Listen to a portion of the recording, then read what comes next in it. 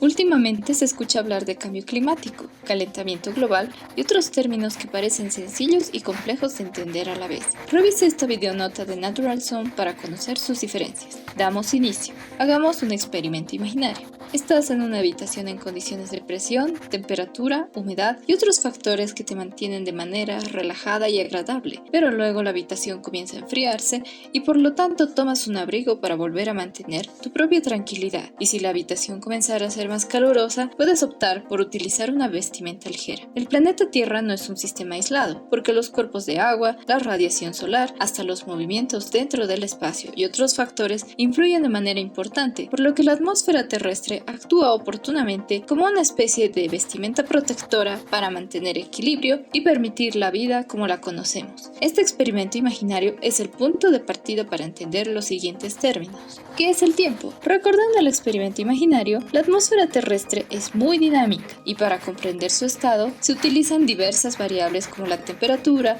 la presión, la radiación solar, la precipitación, la humedad, los vientos, entre otros. Cuando se identifica la atmósfera en un momento y lugar determinados, hablamos de tiempo meteorológico o tiempo atmosférico. Como el tiempo tiene cambios continuamente, generalmente se hacen estimaciones entre 24 horas o algunos días. Te puedes dar cuenta a través de los pronósticos del tiempo. Por ejemplo, se indica que mañana será un día soleado, que se traduce como una situación donde las temperaturas serán más de 15 grados centígrados, existirá poca o ninguna nubosidad y los vientos serán muy calmados, entre otros datos. Conocer el tiempo es útil para planificar o cancelar vuelos aéreos, para ayudar en tareas agrícolas e incluso en nuestro diario vivir nos facilita si llevaremos un abrigo extra o un paraguas. Pero recuerda que el tiempo atmosférico cambia continuamente, por lo que las estimaciones en ocasiones pueden fallar y por eso la meteorología se dedica al estudio de estos cambios continuos que se producen en la atmósfera. ¿Qué es el clima? Es diferente al tiempo. Para entender esto, volvamos al experimento imaginario. Supongamos que te quedas en la habitación por unos 10 años y te has sometido a diferentes situaciones que te han llevado a usar el abrigo o desabrigarte continuamente. Finalmente,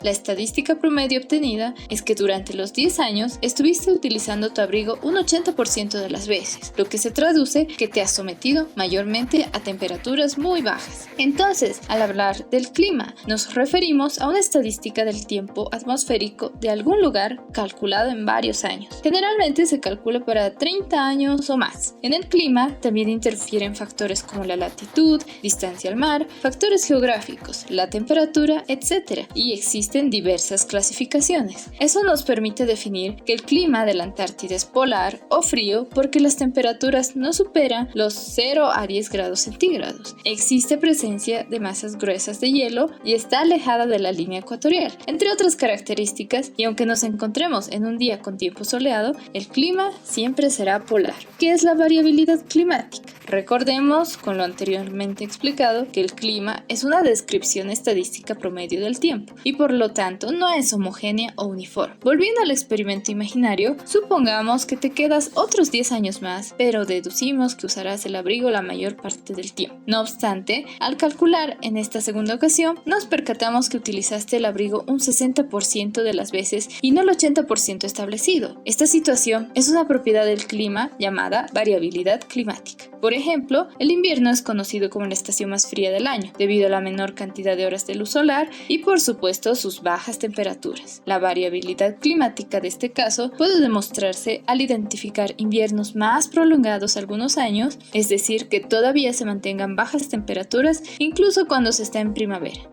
De la misma manera, ocurren sequías que pueden durar algunas décadas debido a las casi nulas precipitaciones. El fenómeno del Niño y la Niña son otros escenarios de variabilidad climática. ¿Qué es el cambio climático? Con lo explicado anteriormente, nos damos cuenta que el clima puede analizarse en un lugar para conocer sus condiciones predominantes, pero también puede presentar sus variaciones. Según la definición de la Convención Marco de las Naciones Unidas de Cambio Climático, en su artículo 2, se entiende como un cambio de clima atribuido directamente directa o indirectamente a la actividad humana que altera la composición de la atmósfera mundial y suma la variabilidad climática natural. Por lo tanto, el cambio climático es la alteración de las condiciones predominantes del clima a nivel mundial. Sigamos con el experimento imaginario. En una primera situación, tienes que usar todo el tiempo tu abrigo sin importar las condiciones y además te proporcionamos una manta. Agregamos calefacción al máximo y dejamos una pequeña ventilación.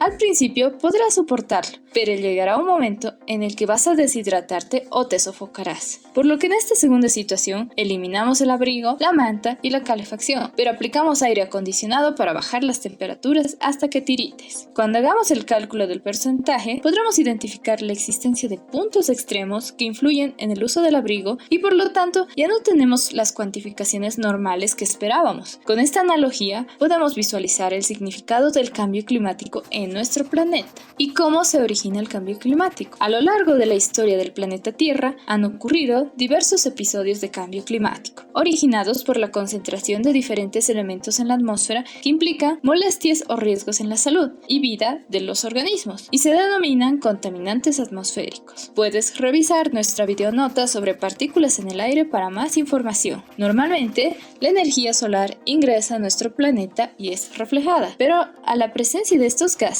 y partículas en la atmósfera, la energía solar ingresa y no puede liberarse, reteniéndose energía por demás y produciendo de manera natural el efecto invernadero. La paleoclimatología ha podido identificar que en la época de los dinosaurios, la intensa actividad volcánica aportaba la concentración de dióxido de carbono y otros elementos, por lo tanto los climas se caracterizaban por ser secos y cálidos, produciéndose un cambio climático natural. Pero en los últimos años, las actividades humanas están influyendo al cambio de la composición de los componentes de la atmósfera, contribuyendo artificialmente con el efecto invernadero. Por lo tanto, el cambio climático ya no sucede de manera natural, porque la acción humana tiene una importante repercusión en el sistema terrestre. Te invitamos a revisar la videonota titulada ¿Por qué el agua es el corazón del clima? Sigamos. ¿Qué ocasiona el cambio climático? Pues el cambio climático está generando que la temperatura de la superficie terrestre y los océanos incrementen de manera acelerada. Recordemos el experimento imaginario donde se debe mantener el abrigo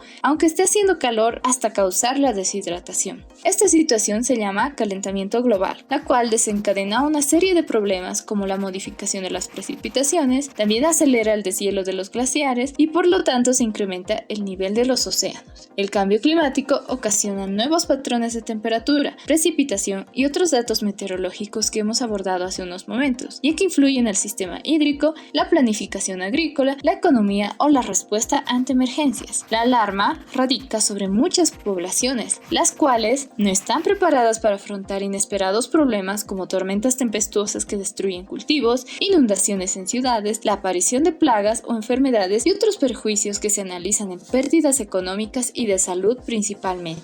Y por último, ¿qué se puede hacer frente al cambio climático? Primeramente, es importante continuar revisando la información de la comunidad científica. En segundo lugar, preguntarnos si realmente el tiempo meteorológico y el clima son diferentes, pero al mismo tiempo preguntarnos cuáles son las principales causas y consecuencias. También es sustancial tomar en cuenta que las acciones de cada persona del planeta influyen en la atmósfera terrestre. Y por supuesto, se pueden tomar acciones o medidas para reducir la emisión de contaminantes atmosféricos y promover de forma proactiva y solidaria, con el apoyo de instituciones, políticas y equipos de profesionales, la construcción de una comunidad que pueda estar informada y preparada para responder a posibles daños que afecten el bienestar social, económico y ambiental. Revisa nuestra página oficial para conocer las referencias, suscríbete a nuestro canal y síguenos en las redes sociales para enterarte de otros temas ambientales.